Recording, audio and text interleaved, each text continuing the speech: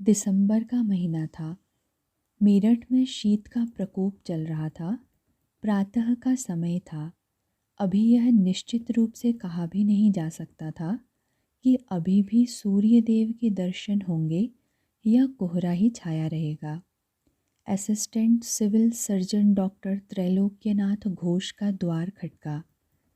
नौकर ने द्वार खोला और द्वार पर इतने सारे साधुओं की टोली देखकर कुछ घबरा सा गया। क्या है? डॉक्टर त्रैलोक्यनाथ घोष का घर यही है? लिखा तो है। नौकर ने द्वार पर लगा नामपट्ट दिखाया। पर आप लोग शायद अंग्रेजी नहीं पढ़ सकते। हमें डॉक्टर साहब से मिलना है, स्वामी ने कहा। वे इतनी सुबह रोगियों को नहीं देखते। नौकर बोला, वैसे वे अभी उठे भी नहीं हैं। आप लोग अस्पताल चले जाइए, वे वहीं आ जाएंगे। हमारा एक रोगी खो गया है। हमें किसी ने बताया है कि वह उपचार के लिए यहीं भर्ती हुआ है। वह अभी यहीं है या उसकी छुट्टी हो गई है, हमें मालूम नहीं। यदि वह अभी यहीं है तो उससे मिलने का समय क्या है? स्वामी ने कहा, यह घर है, अस्पताल नहीं। यहाँ कोई रोगी भर्ती कैसे हो सकता है? नौकर बौखलाया। यह सब गोरख धंधा तुम्हारी समझ में नहीं आएगा पुत्र। स्वामी बोले, तुम जाकर घर में जो कोई भी जगह हो उसे सूचना दो कि स्वामी अखंडानंद के गुरु भाई उनके विषय में जानना चाहते हैं और यदि वे यहीं हैं तो उनसे मिलना चाहते हैं। नौकर चला गया और स्वयं डॉक्टर त्रैलोक्यनाथ घोष बाहर आए। डॉक्टर मोशाई, स्वामी बांग्ला में बोले, हमारे एक गुरु भाई स्वामी अखंडानंद देहरादून से प्रयागराज के लिए चले थे। वे किसी कारणवश सहारनपुर पहुंच गए थे। हम लोग उनकी खोज में सहारनपुर गए थे। वहां से पता चला कि वे अपनी चिकित्सा के लिए मेरठ में आपकी शरण में आए हैं। हम उनका समाचार जानना चाहते हैं। डॉक्टर साहब ने कपाट पूरे खोल दिए और बांग्ला में ही बोले, आप लोग भीतर आ जाइए। स्वामी जी अभी यहीं हैं, उनका उपचार चल रहा है। वे स्वस्थ हो रहे हैं किंतु अभी पूर्णतः स्वस्थ नहीं हैं। उन्होंने नौकर को पुकारा, बैठक खोलकर इन्हें बिठाओ। नौकर ने उन्हें बैठक में बिठाया और डॉक्टर साहब ने अखंडानंद को सूचना दे दी। अखंडानंद बैठक में आए और स्वामी को देखा तो स्तब्ध रह गए। अरे यह क्या? क्या? स्वामी ने पूछा। तुम तो कंकाल हो गए नरेंद्र। अखंडानंद ने बहुत दिनों के पश्चात उन्हें नाम से संबोधित किया था, अन्यथा बहुत समय से वे उन्हें स्वामी ही कहते थे। ये इस अवस्था में भी हरिद्वार में तपस्या करते रहे हैं। ब्रह्मानंद बोले, और महाराज आप कब से इनसे आ मिले? बैठो बैठो बताते हैं, शारदानंद बोले। स्वामी तब से स्वस्थ नहीं हुए। कहीं भी पूर्ण चिकित्सा हुई ही नहीं और न विश्राम ही मिला। ऋषिकेश में भी ये इतने रुग्ण हुए कि अचेत हो गए। हम तो इनके प्राणों की आशा ही छोड़ चुके थे, पर भगवान ने एक साधु को इनकी औषध देकर भेज दिया। वहीं टिहरी के दीवान आए थे। उन्होंने इन्हें दिल्ली के एक हकीम के पास लाने के लिए कहा और पैसे इत्यादि भी दिए, किंतु ये पैसे हमें देकर स्वयं अकेले ही हरिद्वार चले गए तपस्या करने। महाराज उन्हीं दिनों कनखल में साधना कर रहे थे। उन्होंने इनके विषय में सुना तो मिलने गए। देखा कि सब कुछ अस्त व्यस्त है।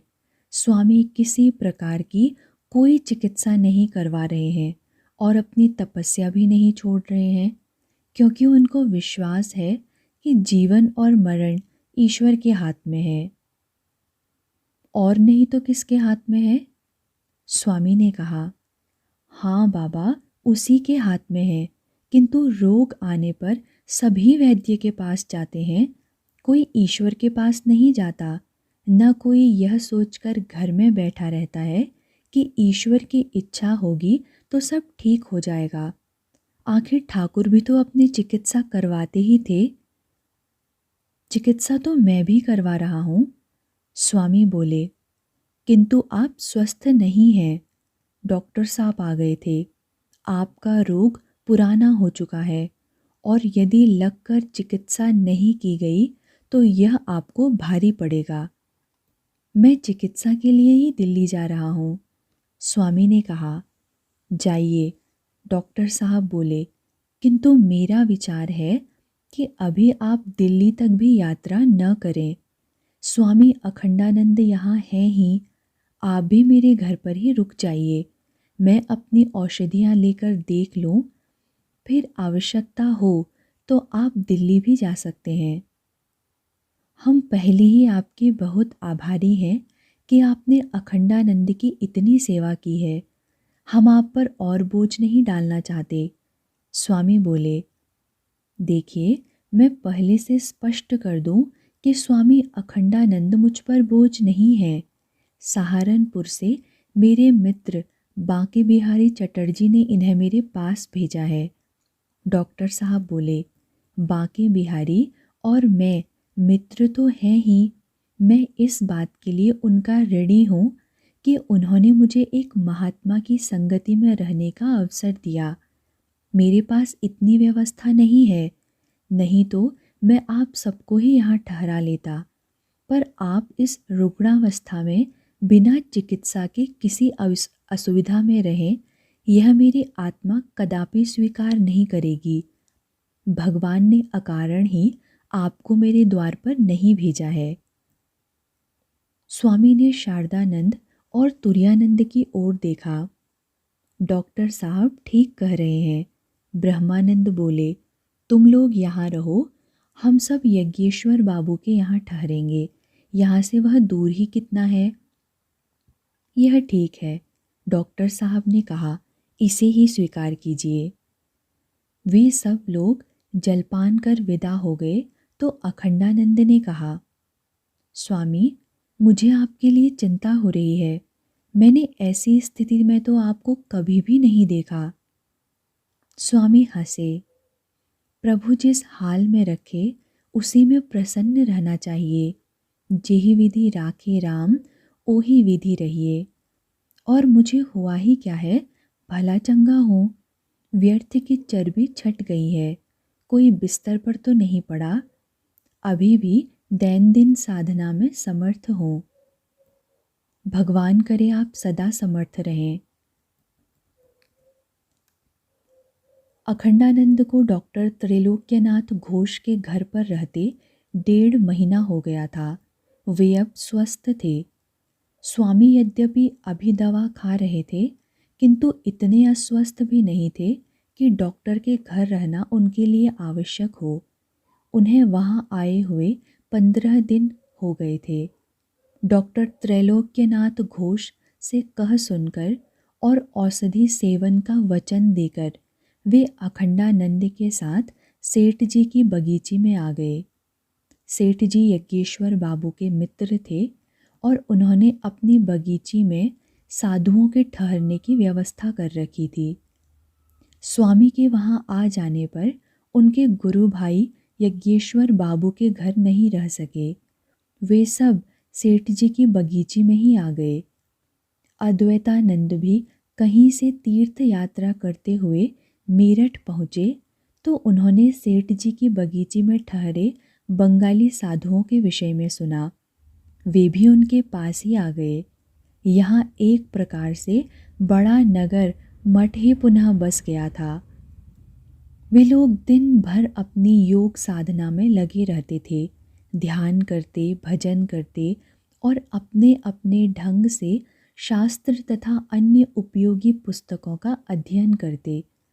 संध्या समय टहलने के लिए भी जाते और पलटन के जवानों को अपना व्यायाम करते हुए देखते थे। स्वामी उनके साथ नहीं जाते थे। वे अभी औषधि का सेवन कर रहे थे और उन्हें पर्याप्त विश्राम भी मिल रहा था। वे अखंडानंद से कहकर मेरठ सार्वजनिक पुस्तकालय से कुछ पुस्तकें मंगवा लेते थे और समय मिलते ही उन्हें पढ़ने लगते थे। उनके अध्ययन के घंटे बढ़ गए थे और संध्या समय जुट आने वाली मंडली के सामने थोड़ी धर्म चर्चा भी करने लगे थे। स्वामी पिछले 3 दिन से अखंडानंद के माध्यम से पुस्तकालय से सर जॉन लब्बक के समग्र साहित्य का एक एक खंड मंगवा रहे थे। एक दिन में एक खंड पढ़कर अगले दिन वे उसे लौटा देते थे। उस दिन जब अखंडानंद ने तीसरा खंड लौटाया तो पुस्तकालयाध्यक्ष ने उन्हें ध्यान से देखा। आप क्या तमाशा कर रहे हैं साधु महाराज? क्यों, क्या हुआ? अखंडानंद ने उसे आश्चर्य से देखा। आपने यह पुस्तक पढ़ ली है? नहीं। तो प्रतिदिन पुस्तक ले जाने और अगले दिन बिना पढ़े लौटाने का पाखंड क्यों कर रहे हैं? अखंडानंद क्रुद्ध तो नहीं हुए, किंतु उत्तेजित अवश्य हो गए। उन्होंने उसे घूर कर देखा। ये जितनी पुस्तकें तुम्हारे आसपास अलमारियों में लगी हुई हैं, वे सब तुमने पढ़ ली हैं क्या? नहीं। तो तुम उनके बीच सचकर बैठने का पाखंड क्यों कर रहे हो, जैसे तुम संसार के सबसे बड़े विद्वान हो? अखंडानंद ने कहा, मैं यहाँ का पुस्तकालयाध्यक्ष हूँ महोदय। उसने कहा, मैं यहाँ इसलिए बैठा हूँ कि जो लोग पढ़ना चाहें उन्हें उनकी रुचि के अनुसार पुस्तकें उपलब्ध करवा सकूं। स्वयं पढ़ने बैठ जाऊंगा तो पाठकों को कौन देखेगा? मैं भी एक पाठक की ही सेवा कर रहा हूँ। एक खंड प्रतिदिन इसलिए ले जाता हूँ कि जिसने उसे मंगवाया है वह उसे पढ़ सके। तो आप पुस्तक अपने पढ़ने के लिए नहीं ले जाते? ऐसा कोई नियम है कि जो पुस्तक ले जाए वही उसे पढ़े भी, या पाठक का सशरीर आपके सम्मुख उपस्थित होना अनिवार्य है क्या? नहीं, ऐसा तो नहीं है। तो फिर आप यह क्यों नहीं मान सकते कि यह पुस्तक मैं अपने एक गुरु भाई के लिए ले जाता हूँ, जो उसे पढ़कर ही लौटाते हैं? यदि यह सत्य है, पुस्तकालयाध्यक्ष ने कहा, तो मैं आपको एक बात बताना चाहता हूँ। क्या? आपका वह गुरु भाई आपको उल्लू बना रहा है। उल्लू पैदा होते हैं, बनाए नहीं जाते। अखंडानंद ने उनकी आंखों में देखा। वैसे आपको यह दिव्य ज्ञान कैसे हुआ कि मेरे गुरु भाई मुझे उल्लू बना रहे हैं? क्योंकि यह पुस्तक जो आप ले जाते हैं उसे एक दिन में पूरा पढ़कर समझना तो दूर, उलटना पलटना भी संभव नहीं है। पुस्तकालयाध्यक्ष ने पूरे आत्मविश्वास के साथ कहा। वह दिखाना चाहता है कि वह कितना पढ़ता है, किंतु वह पढ़ता नहीं है। आप लोगों पर केवल अपना रौब काट रहा है। अखंडानंद ने पुस्तक का खंड उठा लिया और बोले, कल मैं नहीं आऊँगा, उन्हीं को भेजूँगा, ताकि रौब गांठना ही है तो वे आप पर गांठें। हम पर रौब गांठने का क्या लाभ? हम तो पहले से ही उनके रौब के पर्वत तले दबे हुए हैं। पुस्तकालयाध्यक्ष मुस्कुराता रहा। इसका अर्थ यह नहीं है कि कल आप भी गायब हो जाएं और यह पुस्तक भी ना लौटाएं। यदि ऐसा कुछ हुआ तो हम इसका दाम आपके सेठ जी से वसूल लेंगे, जिन्होंने आपकी ईमानदारी का जिम्मा लिया है। तो तुम यह पुस्तक भी रख लो। अखंडानंद ने पुस्तक वापस मेज पर रख दी। हम उस व्यक्ति से कोई व्यवहार नहीं करते जो हमारे चरित्र पर संदेह करता है। पुस्तकालयाध्यक्ष देखता रह गया और अखंडानंद स्थिर पगों से चलते हुए उसकी दृष्टि से ओझल हो गए। स्वामी ने अगले खंड के विषय में जिज्ञासा की तो अखंडानंद ने सारी घटना सुना दी। अब तुम जानो और वह पुस्तकालयाध्यक्ष, मैं उसके पास नहीं जाऊंगा। मुझे भय है कि वह तुम्हारे विषय में कुछ उल्टा सीधा कहेगा और फिर मैं अपने आप को रोक नहीं पाऊंगा। हाथ या लाठी कुछ चल गया तो बात बढ़ जाएगी। अपने क्रोध पर नियंत्रण करना सीखो गंगा। तुम सन्यासी हो। सन्यासी हो इसीलिए स्वयं को रोक लिया। तुम्हारी निंदा सुनकर भी उसका सिर नहीं फोड़ा। स्वामी मुस्कुरा दिए। उनके गुरु भाई उनके विषय में इस प्रकार का संदेह भी सहन नहीं कर सकते थे, तो उनका अपमान कैसे सह जाते। अगले दिन स्वामी स्वयं ही पुस्तकालय गए। मैं ही वह व्यक्ति हूँ जो अपने गुरु भाई के माध्यम से अपने लिए आपसे पुस्तकें मंगवाता था। स्वामी ने कहा, आजकल मैं सर जॉन लब्बक की रचनाएं पढ़ रहा हूँ। मेरे गुरु भाई का कहना है कि आपको यह संदेह है कि मैं पुस्तकें पढ़ता नहीं हूँ, मंगवाता हूँ और लौटा देता हूँ। स्वामी ने उसकी ओर अधिकारपूर्वक देखा। जहाँ तक मैं समझता हूँ, किसी भी पुस्तकालय में ऐसा कोई नियम नहीं है कि वहाँ से ली गई पुस्तक बिना पढ़े नहीं लौटाई जा सकती। क्या आपका इस प्रकार का कोई नियम है? नहीं, ऐसा तो कोई नियम नहीं है। पुस्तकालयाध्यक्ष कुछ झेंप कर बोला। किंतु हम इस प्रकार के खेल को प्रोत्साहित नहीं करते। इसमें पुस्तकालय के कर्मचारियों को व्यर्थ का श्रम करना पड़ता है। मैं आपकी बात समझता हूँ, स्वामी बोले। इस विषय में और विवाद करने से कहीं अच्छा है कि आप इन पुस्तकों के आधार पर मेरी परीक्षा ले लीजिए, मौखिक या लिखित। मेरा कहना है कि मैंने ये पुस्तकें पूरी तरह पढ़ी और समझी हैं। नहीं, यह आवश्यक नहीं है, पुस्तकालयाध्यक्ष बोला। वैसे भी इस पुस्तकालय से आज तक किसी सन्यासी ने अंग्रेजी की कोई पुस्तक नहीं ली है। वे लोग या तो पढ़ते नहीं हैं या फिर वे हिंदी और संस्कृत की पुस्तकें ले जाते हैं। अंग्रेजी में लिखी गई किसी विदेशी लेखक की पुस्तक उनके बस की नहीं होती। आप ठीक कहते हैं, स्वामी शांत स्वर में बोले। किंतु मैं तनिक भी बुरा नहीं मानूंगा। आप मेरी परीक्षा लें और अपने आप को थोड़ा नहीं पूर्णतः संतुष्ट कर लें। आपका यह भ्रम भी मिटना चाहिए कि विदेशी लेखकों की अंग्रेजी में लिखी गई पुस्तकें हमारे सन्यासियों के वश की नहीं। सत्य यह है कि हमारे सन्यासी जिस अध्यात्म का चिंतन करते हैं उस तक अभी कोई विदेशी लेखक पहुंचा ही नहीं है। इसलिए हमारे सन्यासियों को उन पुस्तकों की आवश्यकता नहीं होती।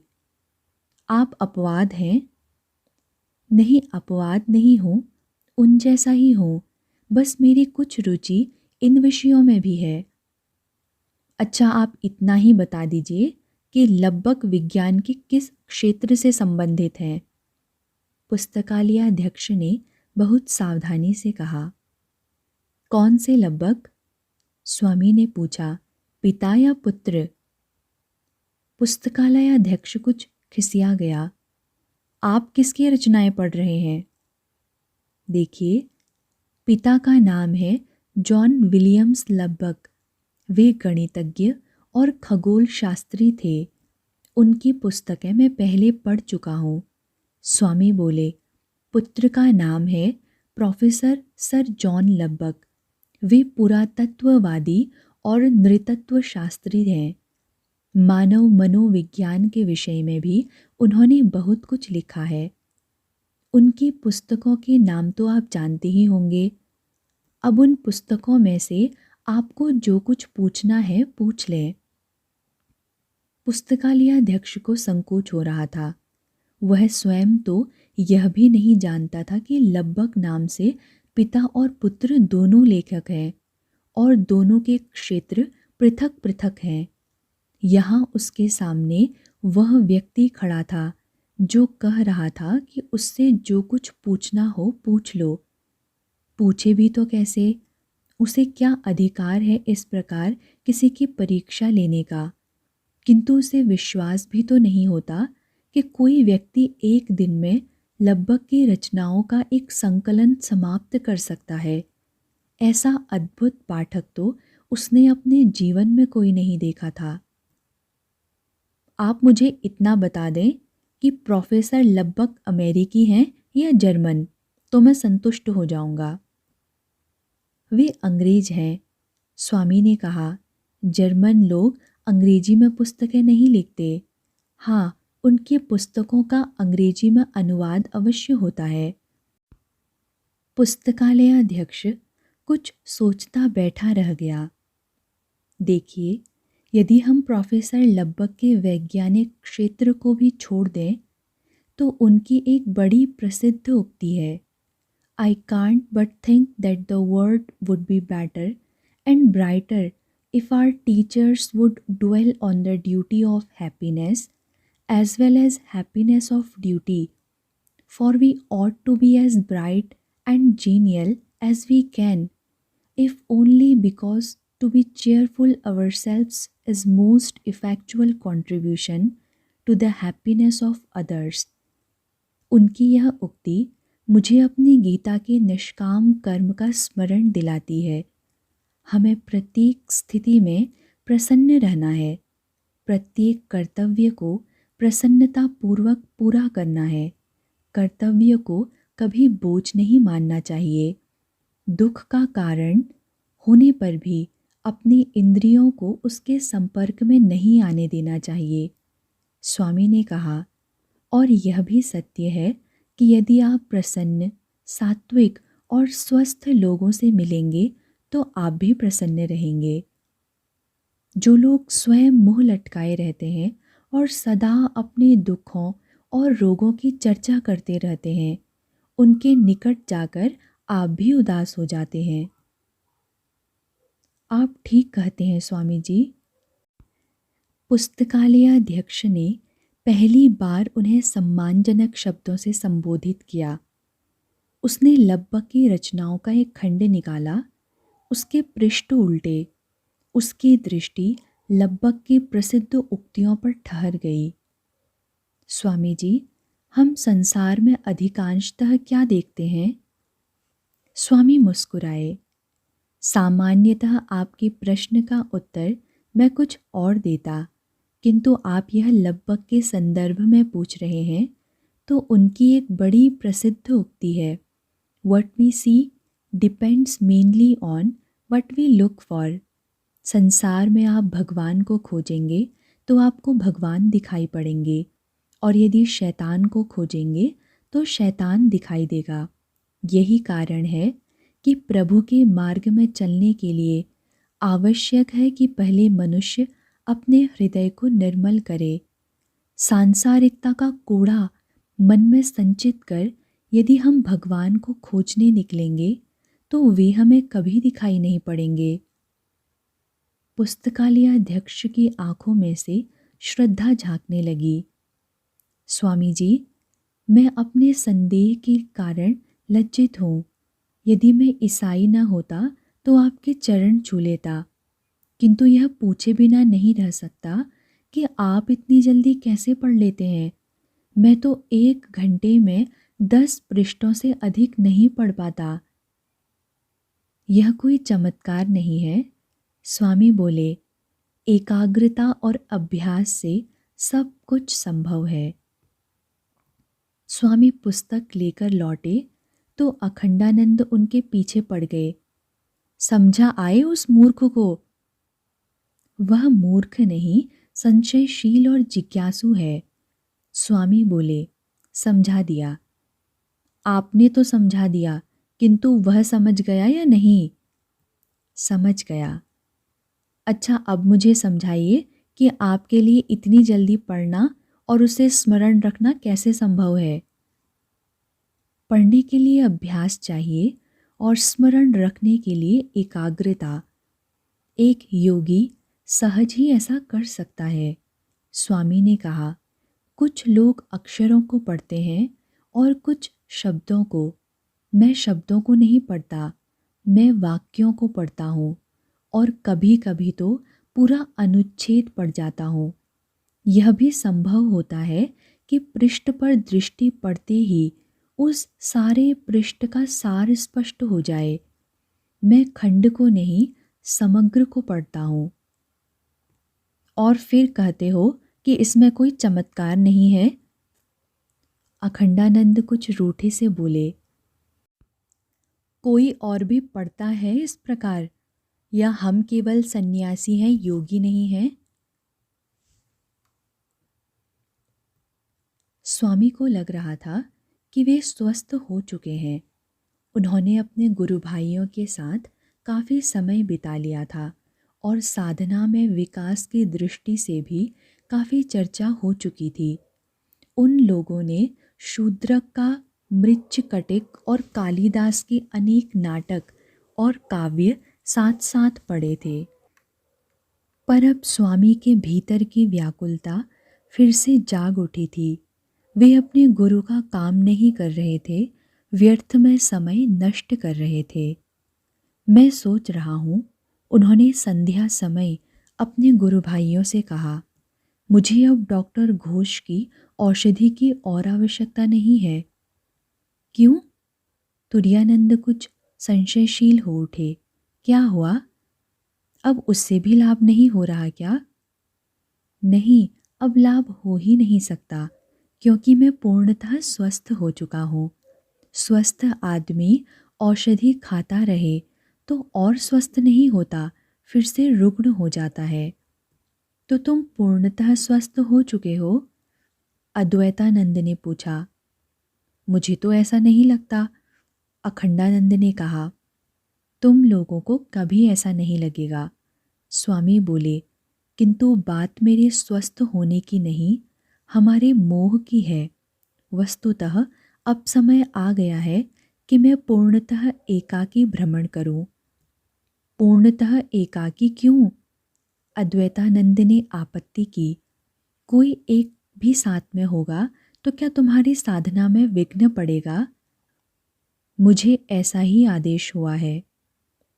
स्वामी के मुख पर ऐसा तेज था कि उनके गुरु भाई भी स्तब्ध रह गए। पर मैंने तो पुलिस के किसी आदमी को इधर आते नहीं देखा जो ऐसा आदेश लाया हो, शारदानंद ने विनोद के से स्वर में कहा। और पुलिस वाले एकाकी भ्रमण के लिए आदेश नहीं देते, पकड़कर बंद कर देते हैं, अखंडानंद बोले। मैं पुलिस को कश्मीर के श्रीनगर में भी भुगत चुका हूँ और कलकत्ता में भी। तुम लोग समझ रहे हो कि मैं क्या कह रहा हूँ? स्वामी बोले, हम लोगों ने पुलिस के आदेश पर तपस्या नहीं की है। जिसके आदेश से हम तपस्या कर रहे हैं, उसी ने आदेश दिया है कि मुझे एकाकी भ्रमण करना होगा। परिवार की माया काट लेने पर भी हमने गुरु भाइयों की माया पाल रखी है। हम परिवार में न रहकर मठ में परिवार के समान रह रहे हैं। एक परिवार का मोह त्याग कर दूसरे परिवार के मोह का पोषण कर रहे हैं। इससे पूर्ण ईश्वर निर्भरता नहीं आती। पर हारी बीमारी में हम एक दूसरे की सहायता तो कर सकते हैं, शारदानंद ने कहा। मैं अखंडानंद के रोग के कारण तपस्या नहीं कर पाया। मेरे रोगी होने पर तुम लोगों को अपनी तपस्या स्थगित करनी पड़ी। स्वामी के चेहरे पर दृढ़ता थी। मुझे बता दिया गया है कि मुझे भविष्य में क्या काम करना है, मेरे जीवन का लक्ष्य क्या है, मुझे आदेश हो चुका। तो मैं तुम लोगों को छोड़कर अकेला भारत भ्रमण पर जा रहा हूँ। कोई मेरे साथ आने का प्रयत्न नहीं करेगा, स्वामी ने कहा। मैं पत्र भी नहीं लिखूंगा और तुम लोग भी न मेरे पीछे आना, न मुझे खोजने का प्रयत्न करना। तो फिर ठाकुर के शिष्यों का क्या होगा? तुरानंद ने पूछा। समय समय पर ठाकुर ही तुम्हें बताएंगे कि क्या होगा। अच्छी ज़बरदस्ती है, अखंडानंद बोले। मैं तिब्बत और मध्य एशिया जाने की योजना बनाए बैठा था। तुमने ही मुझे बुला लिया था कि साथ साथ हिमालय भ्रमण करेंगे। अब अकेले भ्रमण का दौरा पड़ गया। हाँ, तब मैं वह बहुत कुछ नहीं जानता था जो अब जानता हूँ, स्वामी ने कहा। हिमालय की गोद में किसी एकांत गुफा में बैठकर साधना करने का मेरा स्वप्न शायद कभी पूरा नहीं होगा। मैं जैसे ही उस ओर बढ़ने का प्रयत्न करता हूँ, ठाकुर कोई न कोई विघ्न खड़ा कर देते हैं। अखंडानंद का हृदय चित्कार कर उठा। वे बहुत कुछ कहना चाहते थे, स्वामी का हाथ पकड़कर रोक लेना चाहते थे, किंतु वे जानते थे कि यह सब संभव नहीं है। ठीक है, जाओ, तुम अकेले ही जाओ, पर मैं कहे देता हूँ कि तुम पाताल में भी चले जाओगे तो मैं तुम्हें खोज निकालूंगा। अखंडानंद के स्वर में आक्रोश भी था और रुदन भी। स्वामी को दिल्ली आए हुए 10 दिन हो चुके थे। दिल्ली में घूमते हुए उनके मन में अनेक जिज्ञासाएं जाग उठी थी। दिल्ली राजाओं का नगर रहा था। वैसे तो भारत के बड़े राज्यों की राजधानियां मगध क्षेत्र, राजगृह कुसुमपुर, पाटलिपुत्र और जहानाबाद में भी रह चुकी थी। दूसरी ओर कनिष्क की राजधानी पुरुषपुर में थी, किंतु भारत के सारे इतिहास में प्रायः राजधानियां इंद्रप्रस्थ, हस्तिनापुर, मथुरा और आगरा में रही थी। इंद्रप्रस्थ, जो अब दिल्ली के रूप में विद्यमान था, में कितने ही नगर बसे और उजड़ गए, पर शासकों का प्रिय क्षेत्र यही रहा। स्वामी को लग रहा था कि उनके भीतर का इतिहास का विद्यार्थी जाग उठा था। इस समय उनके मन में कोई आध्यात्मिक प्रश्न नहीं था, कोई सामाजिक समस्या नहीं थी, बस इतिहास ही इतिहास था। वे लाल किले के सामने खड़े दृष्टि गड़ाए सीधी सड़क को देख रहे थे। यह सड़क फतेहपुरी मस्जिद तक चलती चली गई थी। इसे ही चांदनी चौक कहते हैं। अब वहाँ न कोई चांदनी थी और न ही चौक था, वह तो एक बाजार होकर रह गया था। दोनों ओर दुकानें थी और उन दुकानों के मध्य में से होकर जो गलियां अंदर मुड़ रही थी वे कटरे थे। उनमें दुकानें भी थी और आवासीय मकान भी। उन्होंने पढ़ा था कि जब शाहजहां ने शाहजहानाबाद बसाया था तो यहाँ नहरें बहा करती थी और बीच बीच में फव्वारे थे। तब इतनी भीड़ नहीं रहा करती थी यहाँ। केवल राज परिवार और उनसे संबंधित बड़े बड़े अधिकारी और उनके परिवार यहाँ आया करते होंगे। यह बाजार कम, उद्यान अधिक लगता रहा होगा। शाहजहां ने इसे बसाया अवश्य था, किंतु वह यहाँ रहा कब होगा? कहते हैं कि शाहजहां को अपनी पत्नी मुमताज महल से बहुत प्रेम था। उस प्रेम को उसने 2 रूपों में प्रकट किया था। मुमताज ने 14 बच्चों को जन्म दिया था। पत्नी को इतना कष्ट दिया और सांसारिक लोग इसे प्रेम कहते हैं। दूसरी ओर उसने अपनी पत्नी के शव को दफनाने के लिए ताजमहल बनवाया। बुरहानपुर, जहाँ मृत्यु के पश्चात उसे मृत्तिका समाधि दी गई थी, की धरती से उसके शव को निकलवाकर ताजमहल में प्रतिष्ठित किया। उसने अपनी पसंद का एक नगर शाहजहानाबाद बसाया था, तो ताजमहल भी शाहजहानाबाद में ही क्यों नहीं बनवाया? निश्चित रूप से उसे आगरा बहुत प्रिय रहा होगा। तभी तो उसने न केवल अपनी पत्नी के स्थायी निवास के लिए आगरा में यमुना के तट पर ताजमहल बनवाया, वरन अपने मकबरे के लिए भी वहीं उसके सामने एक स्थान चुनकर काले पत्थर के भवन की योजना बनाई। तो फिर यहाँ यह शाहजहानाबाद बनवाने की उसे क्या आवश्यकता थी? यहाँ वह कब रहा होगा?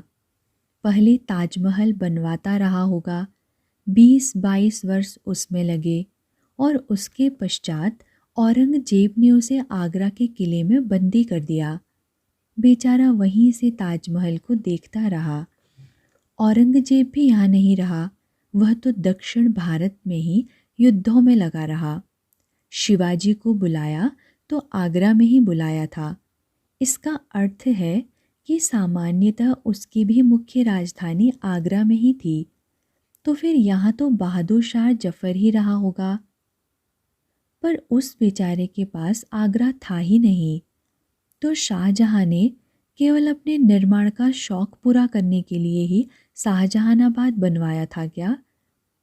अपने किले के ठीक सामने मस्जिद बनवाई थी।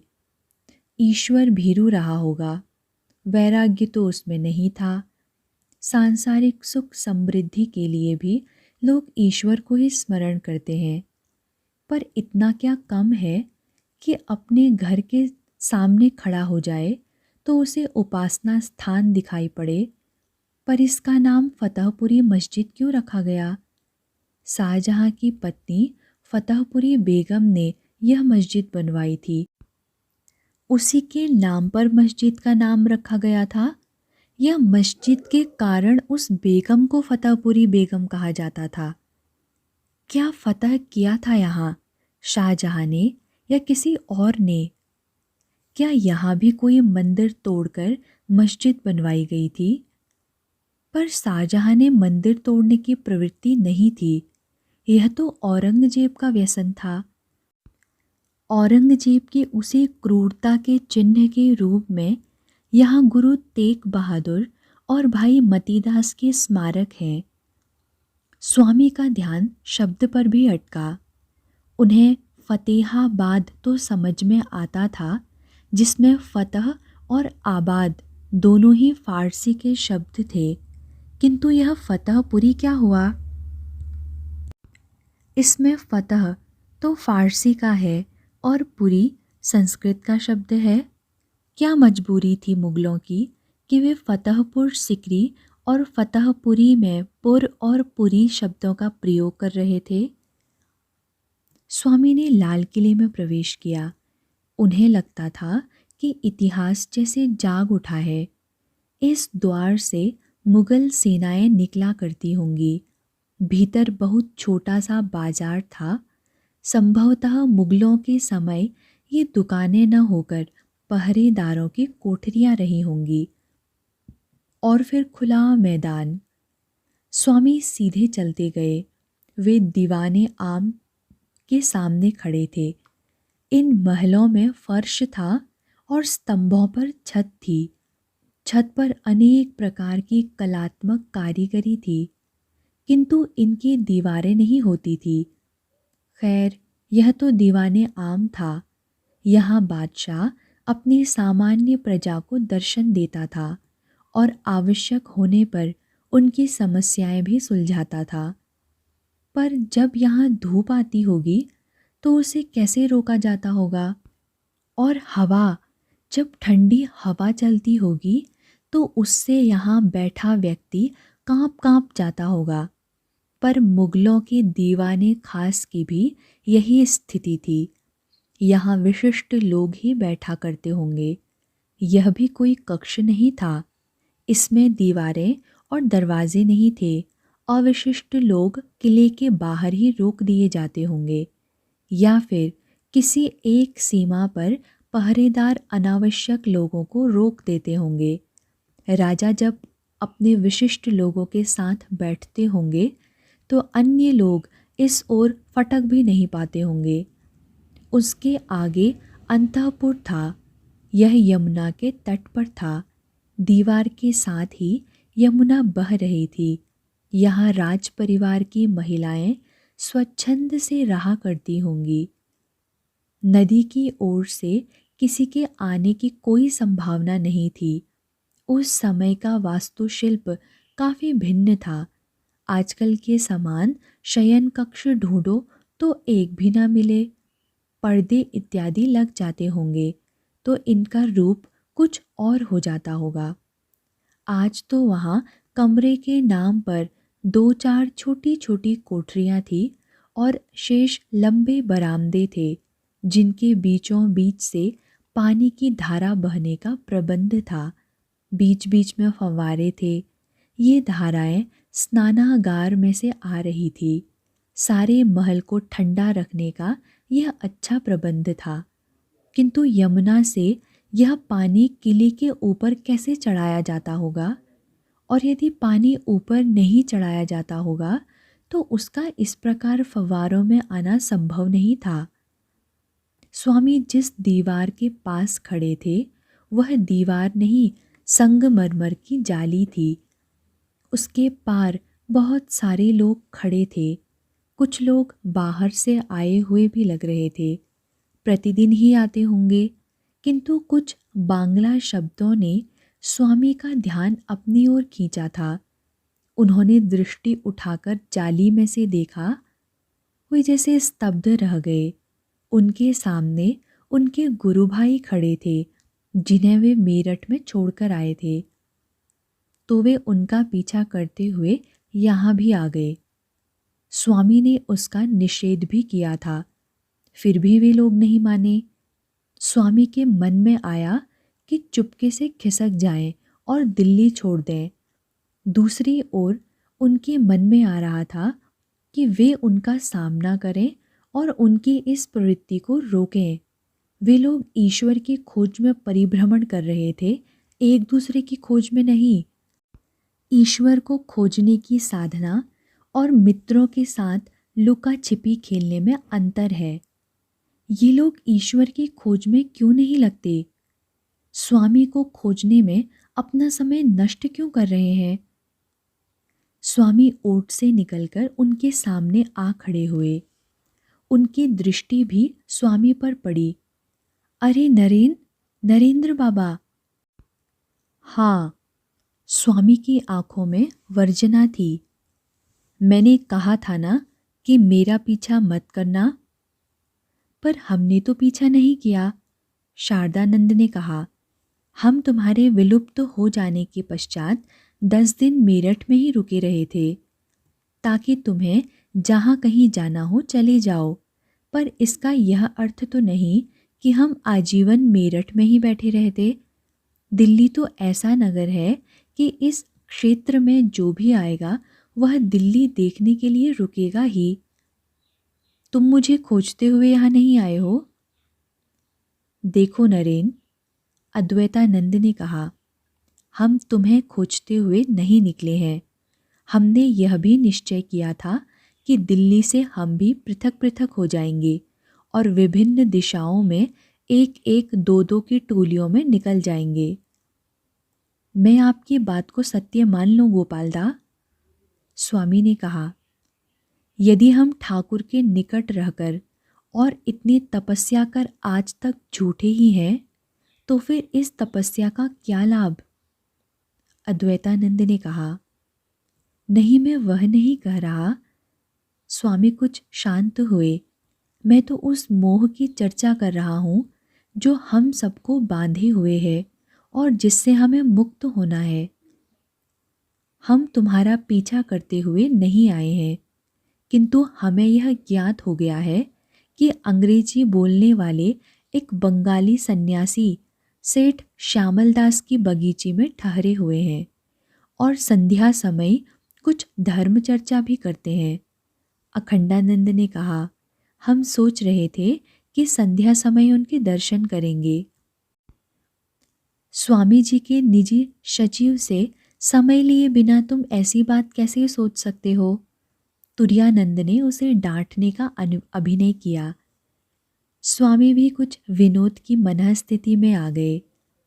अभी निजी सचिव की नियुक्ति नहीं हुई है, थोड़ी प्रतीक्षा करो। वे रुके। तुम लोग संध्या समय बगीचे में आ जाना, किंतु हमारे ठहरने की व्यवस्था अलग अलग ही रहेगी, नहीं तो बिना बताए मेरठ से मेरे भागने का लाभ ही क्या? वहाँ तो हम एक साथ रह ही रहे थे। स्वामी आगे चल पड़े। पर एक बात मैं अभी से बता दूं कि मैं किसी भी दिन तुम लोगों को सूचना दिए बिना दिल्ली छोड़ दूंगा। मुझे नहीं मालूम कि तुम लोग यहाँ से कहाँ जाने की तैयारी में हो, किंतु मैं राजपूताना की ओर जाऊंगा। मेरे पीछे मत आना, समझे? उनका स्वर बहुत गंभीर था। हमें अपने मोह को जितना ही होगा।